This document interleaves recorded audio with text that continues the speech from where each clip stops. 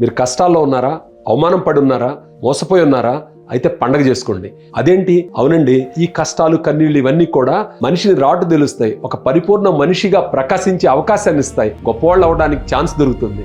అది ఎలా ఉంటుందంటే, ఒక సాధారణమైన బొగ్గు అగాధమైన చీకట్లో విపరీతమైన ఒత్తిడితోటి ఒక అద్భుతంగా ప్రకాశించే వజ్రంగా మారుతుంది. అలా వజ్రంగా మారింది ఓ సాధారణమైన బొగ్గు ముక్క మాత్రమే.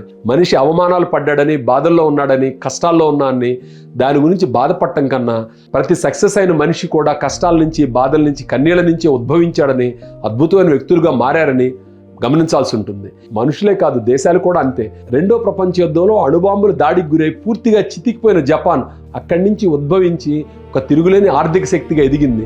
అలాగే 1939 మహా ఆర్థిక పతనం తర్వాత అమెరికా అగ్రరాజ్యంగా వర్ధిల్లింది. మీరు గమనించండి, ప్రపంచంలో అద్భుతమైన సాహిత్యాన్ని, సంగీతాన్ని, గొప్ప గొప్ప గ్రంథాలను సృష్టించిన వాళ్ళు, మహా సామ్రాజ్యాలను సృష్టించిన వాళ్ళందరూ కూడా బాధలు కష్టాలు పడ్డవాళ్లే, కన్నీటి రుచి చూసిన వాళ్లే. ఆ కన్నీటి నది దాటకుండా ఎవరు గొప్ప ఆవిష్కరణలు సాధించలేదు.